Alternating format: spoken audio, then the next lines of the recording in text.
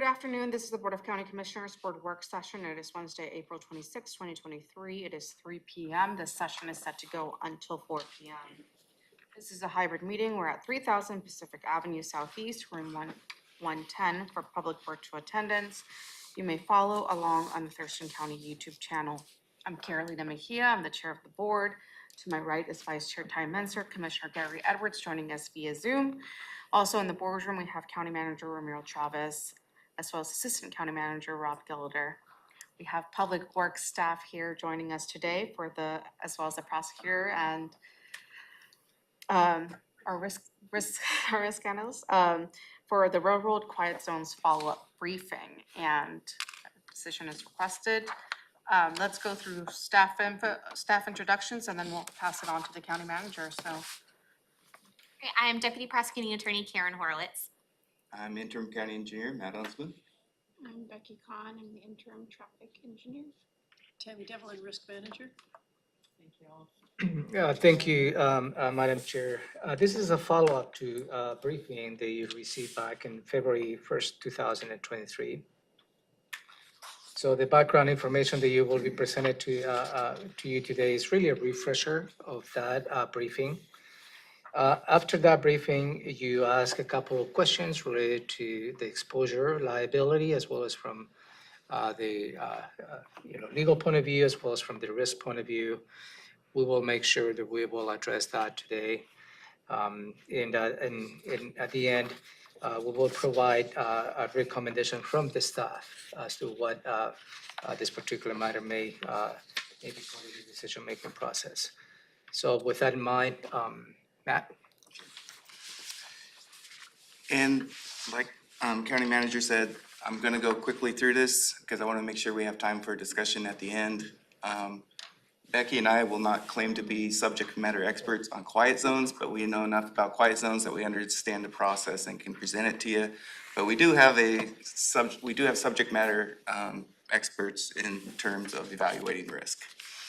So today we're going to quickly go over what a railroad quiet zone is, what it looks like to establish a railroad quiet zone, the improvement costs of railroad quiet zones, and then finally a risk assessment of quiet zones. So Thurston County has 39 crossings within on its jurisdictional roads. This doesn't include any of the crossings, obviously, within the cities of Olympia, Tumwater, Tenino, any of the cities in Thurston County. 20 of these crossings are what are considered local county roads, but the remaining of them are on more arterial or collector roadways that have higher volumes, such as Marvin Road, Old Highway 99, or Ridge Road. And it's important to note that the maintenance of those crossings is all on the railroad currently. Federal law requires train horns to begin sounding 15 to 20 seconds before entering a public highway crossing. I don't have to tell you, if you're anywhere near the crossing, this noise, while it's extremely important, it can be obnoxious and annoying for anybody nearby. The Federal Rail Administration has a process that allows agencies to apply for quiet zones to restrict the sounding of the horns at crossings when certain safety criteria is met.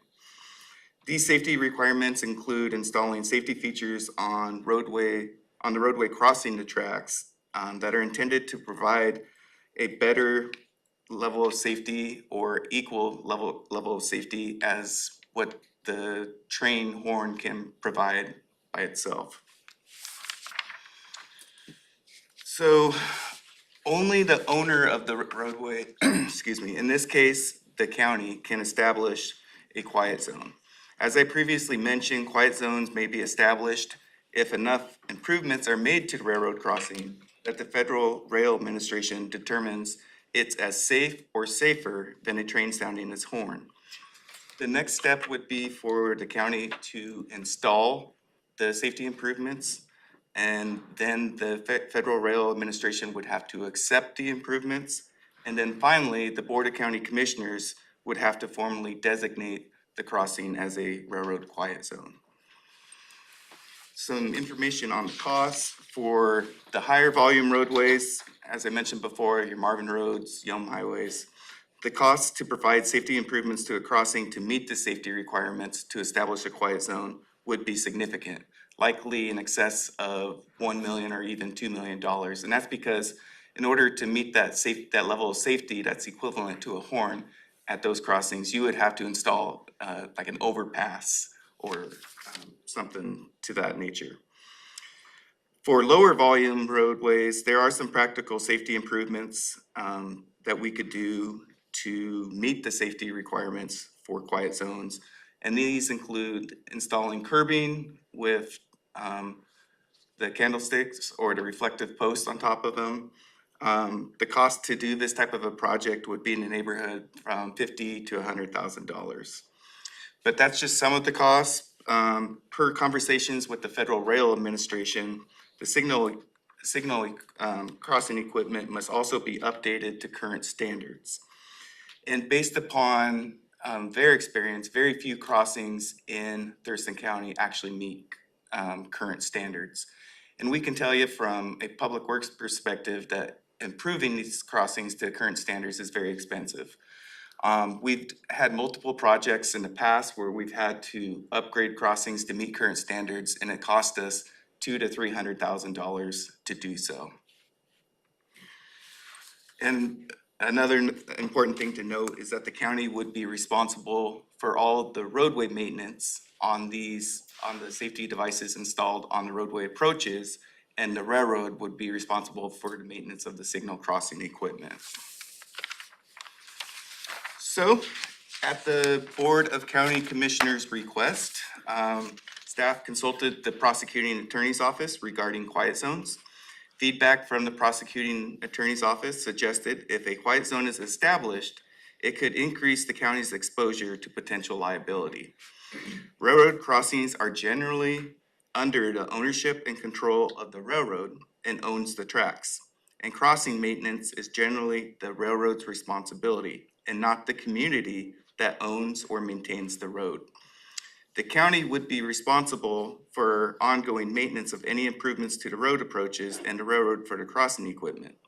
The Federal Register states that the Federal Rail Administration believes that it is ultimately up to the courts to determine who would be liable if a collision were to occur at a crossing located within a quiet zone. This puts the county at risk of being named in a lawsuit. And this is concerning combined when you combine that with what I'm about to say.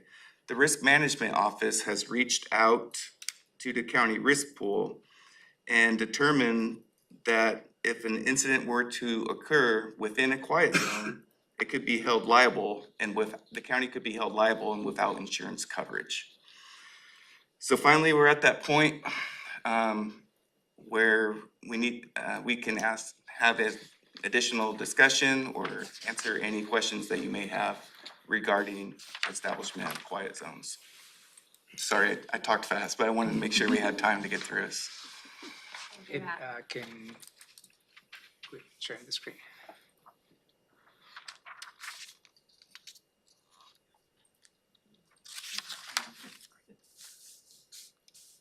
Oh, we never shared the screen.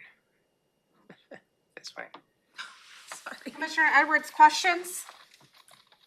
Well, it's not that I have questions as much as I'm concerned about maybe precedent setting if we were to do one. The liability and maintenance, I think Matt covered pretty well. And are any of these areas in areas where the railroad came after the housing? I'm gonna go out on a limb and say that the railroad, I can't say 100%, but I can say in most cases, I can pretty much assure you that the railroad was there before any of the homes were there. Mighty utility. Yes. For sure, Yes. they've been there before. Okay. Okay, that's really all I have, Madam Chair. Thank you. Commissioner Messer. So on the risk pool question, why would we have no insurance coverage? How does that work? Counties in general don't run railroads. And so as being a self-insured pool, the pool itself determines what they're gonna cover and what they're not gonna cover. And so if all the members of the pool don't run railroads, there's no sense in buying insurance premiums for an exposure you don't have. And so we've not had railroad coverage. Quiet zone in the state of Washington. Well, we would be covered for vicarious liability for like the support structures, the stuff that we would normally put in. But in this kind of situation, if we go in a joint venture with them, you know, you could definitely be held accountable. It's because we're gonna be maintaining, we're gonna be putting in the physical railroad lines, et cetera, stuff that we wouldn't normally do. The risk pool wouldn't cover that. And that's black and white. It's not, like, in the prosecutor's instance, I heard the Federal Register said the court would have to determine, so it's kind of up in the air. This is, There's a specific. this is, you're saying it's exclusion. not up in the air, no coverage. It's, well, and each case is different, they're gonna look, the risk pool looks for coverage, so each individual case, they're gonna look at all the facts and see, some part of the case might be covered, some might not be covered. But there's a specific exclusion in our policy right now because counties don't run railroads, they don't maintain railroads, so does that make kind of sense? And it's actually a pretty big, when I was researching the question for Matt, also a lot of cities nationwide that looked into doing railroad quiet zones, a big issue they ran into is just insurers won't cover it because it's deemed such a high-risk activity. So a lot of municipalities, when looking to their insurers, can't find coverage. So even if we were to go out or something and try to find something in addition to the risk pool coverage, finding that coverage might be very difficult. Could it be the question related to coverage? Is one thing addressing operational needs, meaning whether it's a conflict between a vehicle and a railroad. And in the past, we have upgraded our railroad crossings because there is a operational needs. In this particular case, my humble perspective is a noise abatement improvement because operationally there is not a need to upgrade the crossings. The sole intent is to do an abatement, a noise abatement project at a cost of probably $500,000 apiece. And that is probably, I think, the main difference as to how we have done, because in the past, we have upgraded the crossings. We have put arms because there is either a high volume of traffic crossing those railroads, a main line, that we need to control the traffic flow when a train goes by. This case doesn't have the operational needs. It's really a noise abatement project that creates a higher level of exposure that really is the county needs to consider. And also the county needs to consider, and the board needs to consider, as soon as you never be prepared to create a noise abatement railroad crossing if you go with the request of this community in this particular crossing. And $500,000 apiece is just the beginning. And I will ask where the money will come from, because the county doesn't have that. I think we have an obligation to address the operational needs of every single facility. We have the roadways and so on and so forth. Noise abatement is different. Matt, I think I got a slide deck from the community, and I understood that you saw this. Yes. And you didn't address any of the facts in here, and maybe it doesn't matter because of these liability questions, but I did think that several of the things in here were interesting to hear, and I was wondering if you knew if they were true or false.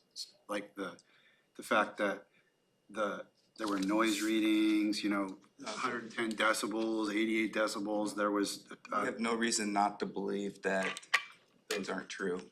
I'm sure, but It, consistent with what you, yes. not inconsistent with what you. No, the report was well written by the community. And saying that this was only, of all the crossings we have, there's only 3 inside a UGA, of which this is one, this being the Pattison-Atchison crossing. Is that right?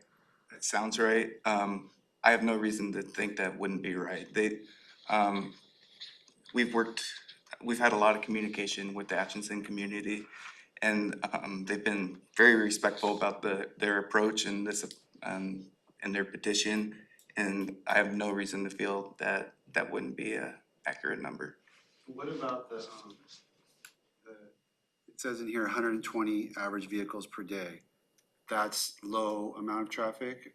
That is, that, for a local road, even for a local road, that's a low amount of traffic. And that, So if that, and I know that we're talking about doing something across the board program, but if that were the one we were talking about, that's probably not, I mean, is that gonna require the $2 million overpass, or is that gonna be dealt with? Can you say that that would be dealt with by curbing for $75,000, or do we so know? that one we actually used on the Federal Rail Administration, or excuse me, yes, on the Federal Rail Administration website, they have a risk calculator that can be used to determine what safety improvements are as safe or safer than a train sounding its horn alone. In this case, curbing could be installed on the center line of the road, that would prevent vehicles from being able, once they pull up and the gate is down, if there's curbing that's considered non-traversable, a car couldn't drive around that arm because they would have to drive over that physical curbing first. So that suggested that the curbing would be adequate there to put the risk where it would be more. The calculation is whether it's, makes it safer than them blowing their horn without the curbing. Okay, and then 44, like, they talked about 44 trains a day. So that's 176 horn blasts per day. And is that a high? I don't know how many I mean, I don't know, that sounds like a lot, but I'm not sure.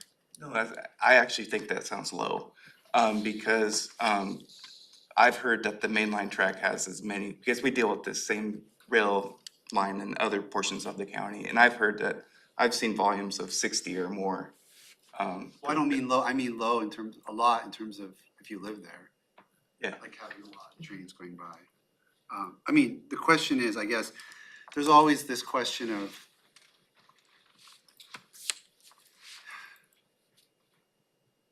we're a medium-sized county, so there's a lot of times where something comes up like this and it's easy to think we're a big county and say, well, we should really do this across the board and have a program, but if you really look at what's the reality on the ground, it's not. That's kind of the argument made in the slides, right? It's like, okay, you don't necessarily need a program. I mean, you can see that we're one of 3 in the UGA. We're the low traffic one with a lot of horns, with a lot of houses. You know, it doesn't take too deep of analysis to see that this might be the only one that would get approval by the board. You know, just balancing cost and impact to the community and everything. And, you know, the argument's being made in here that well, there's the slide. QZ, quiet zone program may not be needed. Only 8 counties have quiet zones. There's 15 total in the state. Thank you for whoever put that together, because that was a question that somebody asked. The argument is being made that essentially if we looked at all these crossings, this is going to be the one with the highest impact and potential lowest cost to rectify. But so, yeah, I mean, I don't know, does that sound, do you have a Sounds reaction right. to that?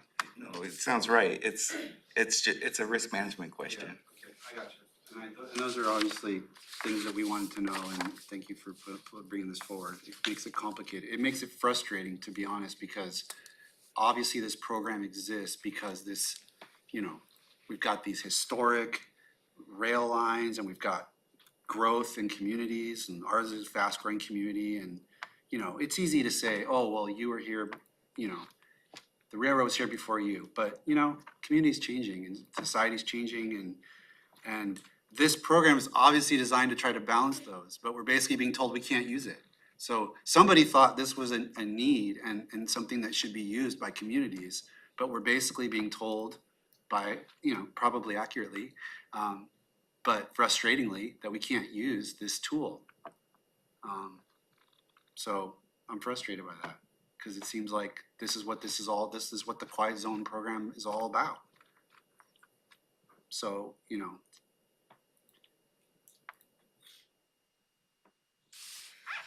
Thank you. But I feel like my hands are tied.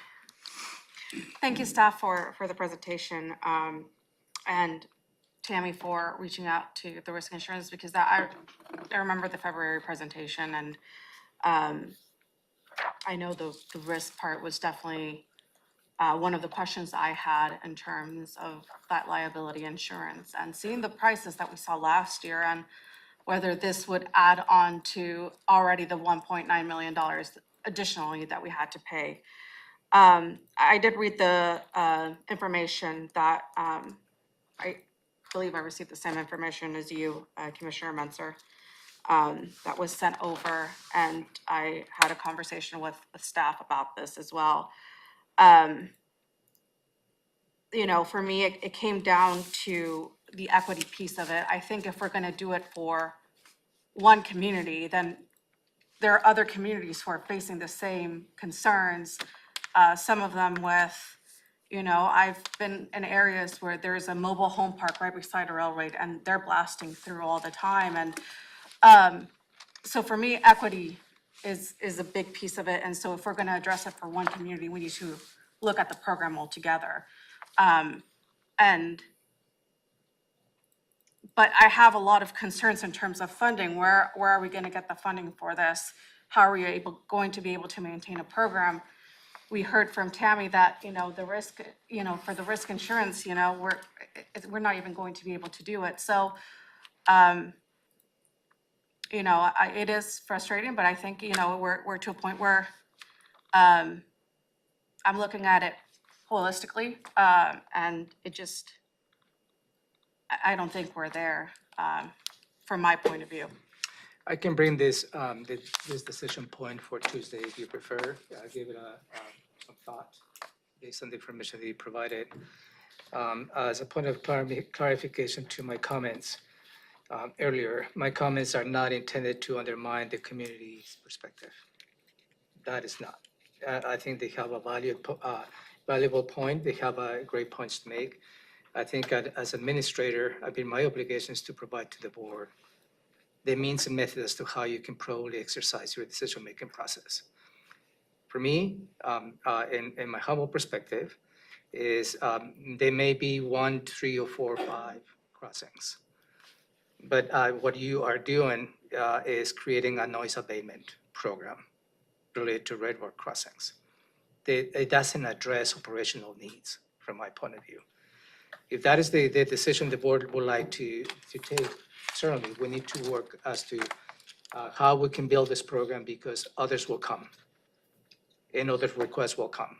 And I think you better be prepared to answer those requests as well. And that is my recommendation, to do nothing at this point. But that's just my recommendation, obviously. If you like, I can bring this matter on Tuesday as a normal process, and then you can engage in further conversation. Okay. Can we give Commissioner Edwards the last word? He always has interesting perspective. Okay. I have to say, I just don't see that it's feasible if we don't have some alternate funding source, I guess. And I didn't hear Matt say anything about the feds were going to step forward and give us the money to implement a program like this. And I don't see that we've got the financial ability to do this and then have the program expand as laid out by the county commissioner. So it's a tough call, but I am prepared to make that call today, and I cannot be in favor of moving this forward any farther. I do have sympathies for the community that's affected by this, but that's about as far as I can go, because I don't see a financial resolution to this that's feasible for the county. Okay, so if commissioners are ready for a decision today, instead of having it on Tuesday, we can move forward today. Commissioner Edwards, so are you prepared? Yes, ma'am, I am. I'd rather vote on it Tuesday, but that's fine. Ma'am, I'm either way. I just was stating that I'm ready, but if Commissioner Menzer has more research that he wants to look into, I'm all for postponing this until he's ready. I will wait till Tuesday. I'm on the same page as you are, Commissioner Edwards. I'm ready to make a decision today, but, Okay. I'll bring this on Tuesday, May 2nd. Thank you. okay. So with that, it's 3:25. We're adjourned. Thank you.